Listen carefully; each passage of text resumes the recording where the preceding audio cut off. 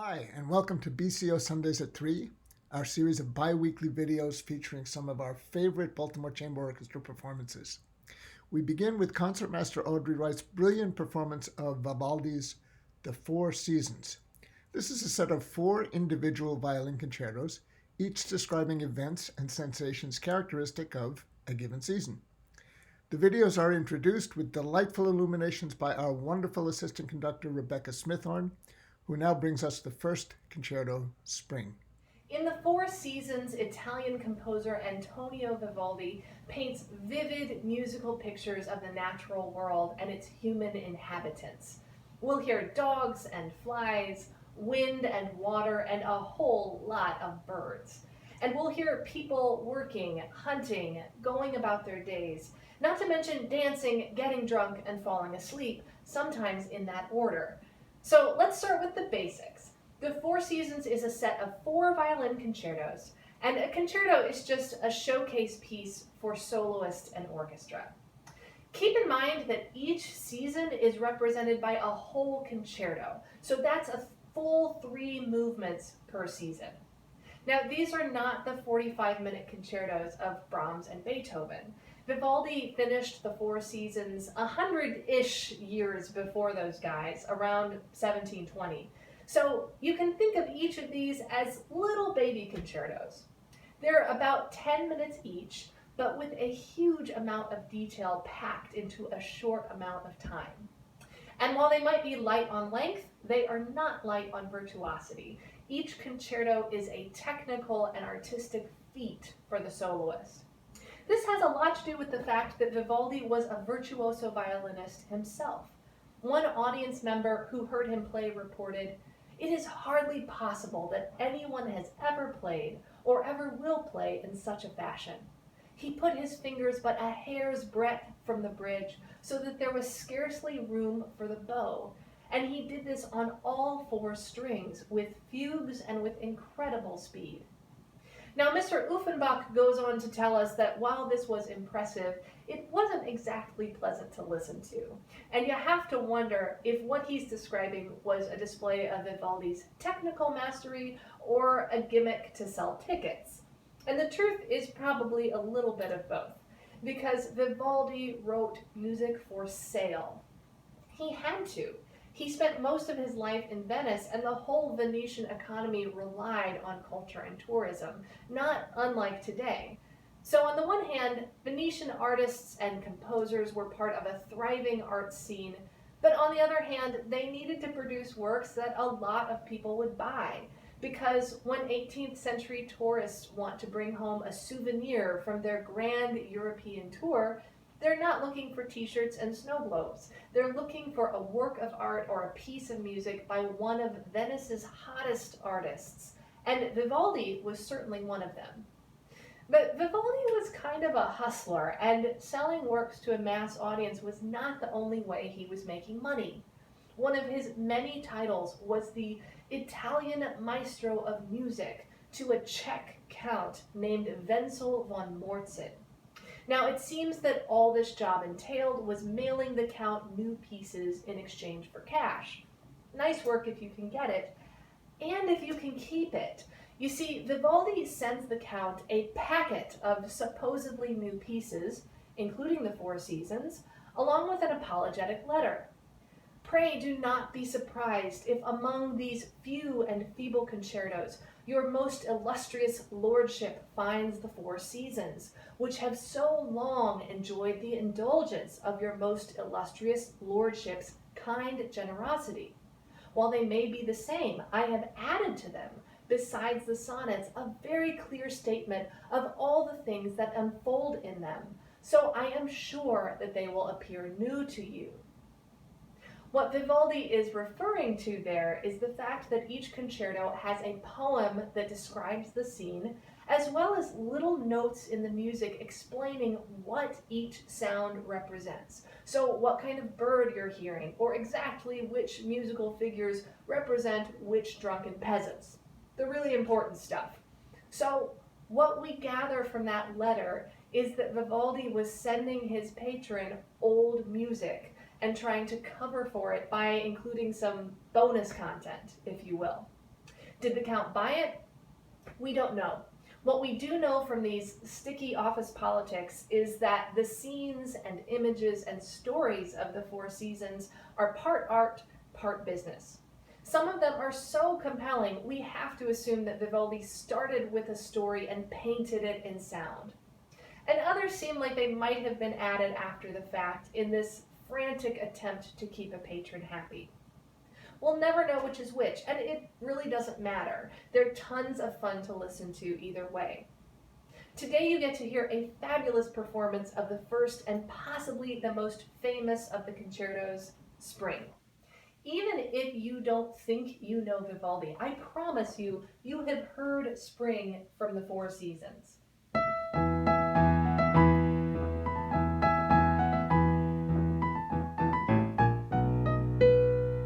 Sounds familiar, right? The first movement welcomes spring, and it is just the most pleasant thing you've ever heard. Part of that is because Vivaldi is creating this picture of an idyllic spring. We hear birds singing to each other, we hear murmuring brooks, we get a light, refreshing spring storm. Spring is uncomplicated. And Vivaldi achieves that feeling in a musical way as well, because in Spring we find out just how enjoyable the most basic harmonic building blocks can be. Take the beginning. The violins dance around a very stable bass line.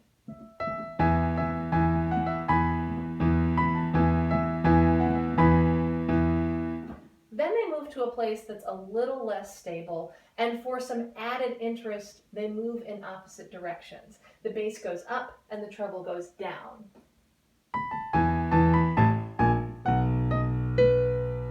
And for a little extra fun, this middle note in the bass, the A sharp, doesn't really belong in that key. And it's just foreign enough that your ears perk up a bit.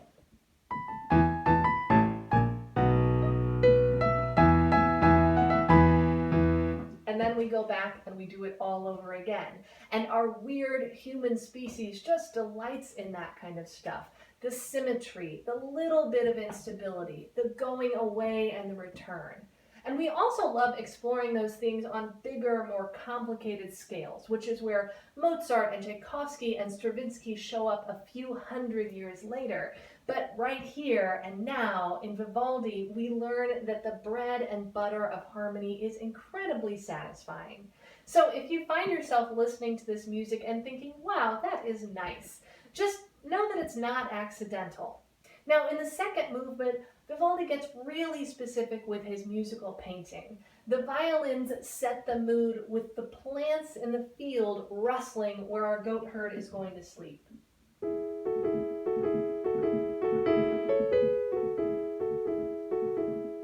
Poetic. And then a solo viola comes in as his trusty dog, woofing this loud, repeated pattern the whole movement. I have no idea how our goat herd sleeps.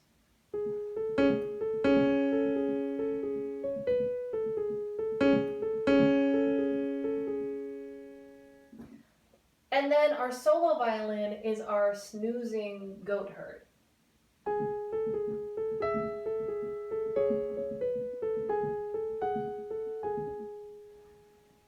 And then they're all layered on top of each other to create this evocative little scene.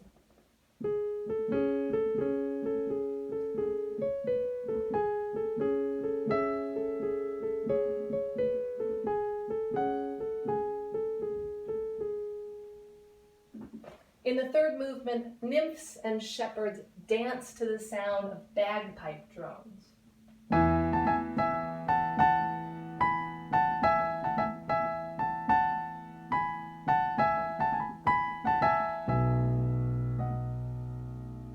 The dance is in a lilting triple meter, and composers always use that triple rhythm when they're trying to evoke shepherds and the countryside. But in addition to that, Vivaldi stacks this opening chord in a really interesting way. So let's say that I'm a shepherd, a job for which I am wildly unqualified, but let's pretend. And let's say I find some reeds by the river and I decide I want to make a flute out of them. I've got nothing else to do, So I blow over my first reed and I get this note. That's our bass note. If I find a second reed and I cut it to half the length of that first note, I'm going to get this note. It's an octave higher. If I cut it to a third of that original length, I'm going to get this note. A fourth, I'm going to get this note. A fifth, I'm going to get this note. And that is nearly identical to the shape of the chord at the beginning of this movement.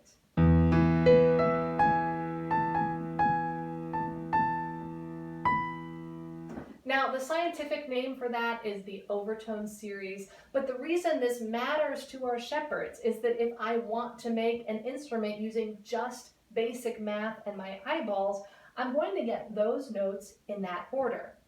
If I want more complicated notes, I'm going to start to need a calculator and a ruler. And do you know what shepherds don't have? Calculators and rulers. So it's no surprise that when Vivaldi wants to give us a sense of the pure music of the peasants, he uses this particular shape of chord, which Beethoven also uses in the last movement of his Pastoral Symphony, which is called What Else? Shepherd's Song.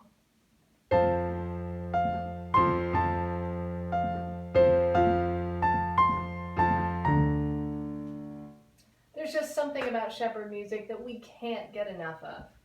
And that's all I've got on spring. Thank you for spending some time with us today. This is a great piece to talk about, but an even better piece to listen to.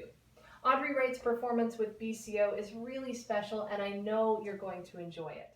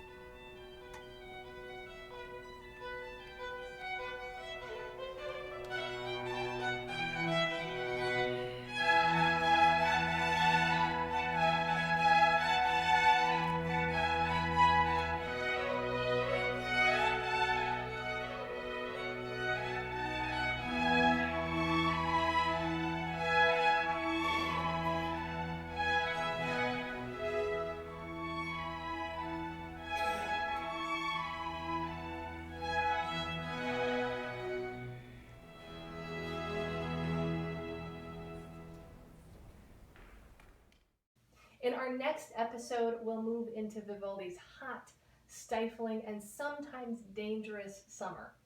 Mark your calendars for Sunday, September 27th at 3 o'clock. We'll see you there.